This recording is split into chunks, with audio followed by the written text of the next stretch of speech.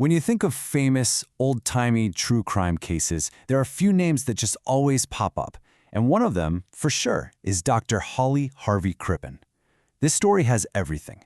A marriage that was falling apart, a secret lover, a deadly poison, and an absolutely unbelievable chase across the Atlantic Ocean that had the whole world hooked. So back in 1910, the verdict came in, guilty. Dr. Crippen, this quiet American doctor, was found responsible for the gruesome murder of his wife, Cora. The story was a massive scandal in Edwardian England, and Crippen was painted as an absolute monster. But here's the thing. What if the story that everyone believed, the verdict that seemed so rock solid, was actually built on a huge mistake? That's the huge question we're digging into. What if the very body that sent Dr. Crippen to the gallows didn't belong to his wife? To get to the bottom of this, we've got to go way back, right into the middle of a really toxic marriage and a very dark secret. Okay, let's start peeling back the layers here. To really understand the why behind this whole thing, we first have to look at the Crippen's marriage, which, to put it lightly, was a complete disaster. You can see right here just how bad it was. You've got Holly, a doctor, and on the other side his wife Cora, who was a wannabe singer. And they were both cheating on each other. Holly was having an affair with his typist, Ethel, and Cora had her own affairs going on. Their house was basically a war zone with constant, nasty fights, and Cora was threatening to ruin Holly's career. You can see how a motive for murder was definitely starting to form. Now look at this timeline, because this is where things get really suspicious. In January of 1910, Crippen goes out and buys a lethal amount of a poison called hyoscine. Then, on February 1st, Cora is just gone. A couple of weeks later, his mistress Ethel moves right into the house and starts wearing Cora's clothes and jewelry. And all this time, Crippen is telling people these wild, conflicting stories. First she went to America, then she's sick, then she died. I mean, red flags are going up all over the place. And all that suspicion? Well, it was about to explode into a full-on manhunt, turning a missing person case into one of the biggest crime stories of the century. Cora's friends were getting worried, so they called the police. An inspector from Scotland Yard came by to question Crippen, who just changed his story again. The inspector seemed to buy it, but Crippen totally lost his nerve. He and Ethel packed their bags and ran. That was the worst thing he could have done. The police immediately suspected foul play, and they swarmed his house, determined to find out what was really going on. And what they found in the cellar? It was just horrific. Buried under the floor was a human torso. No head, no arms, no legs. But they also found clues. A scar on the abdomen that seemed to match surgery Cora had, traces of the exact same poison Crippen bought, and bits of hair that looked like hers. To them, this was the smoking gun. So while the police are making this gruesome find, Crippen and Ethel are already on a ship, the SS Montrose, heading for Canada. And get this, Ethel is disguised as his son. But they were acting so weird that the ship's captain got suspicious. In a move that made history, he used the ship's brand new wireless telegraph to send a message back to London. The race was on.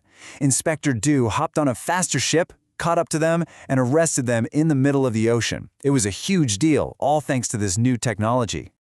So, they got their man. The whole world was watching as Dr. Crippen was brought back to London to stand trial. With all the evidence they had, it seemed like a total slam dunk for the prosecution. But was it really? The whole trial really came down to proving that the body in the cellar was Cora. The prosecution's star witness was a pathologist named Bernard Spilsbury. He got on the stand and with total confidence said a faint mark on the body was a scar from Cora's surgery.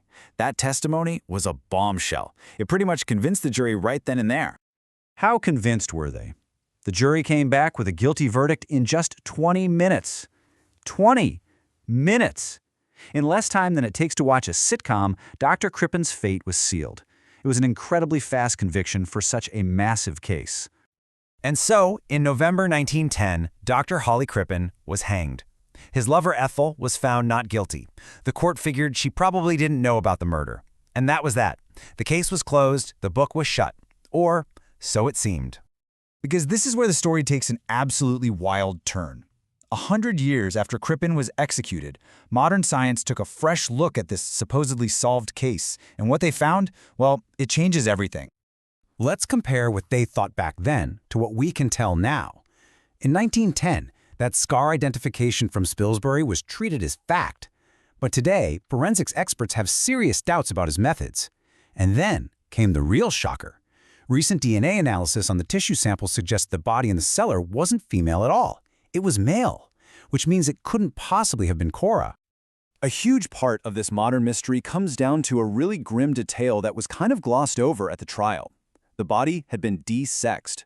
The killer had deliberately mutilated the torso to make it hard to tell if the victim was male or female. Knowing that, Spilsbury's absolute certainty that the body was Cora's suddenly seems like a massive and maybe even reckless assumption. This just blows the whole case wide open with all sorts of questions. If that wasn't Cora's body in the cellar, then whose was it? Did Crippen kill someone else? And what on earth happened to Cora? Did she just run away like he originally said? The entire foundation of this famous case just completely falls apart. So after a century of thinking we knew the answer, where does this leave one of the most notorious murder cases in history? Let's be clear. The circumstantial evidence against Dr. Crippen still looks really, really bad. He bought poison. He lied constantly. He ran away with his mistress. All of that just screams guilty. But the whole case, the entire reason he was convicted of killing his wife, was built on that body being Cora. And now, that foundation is completely unstable.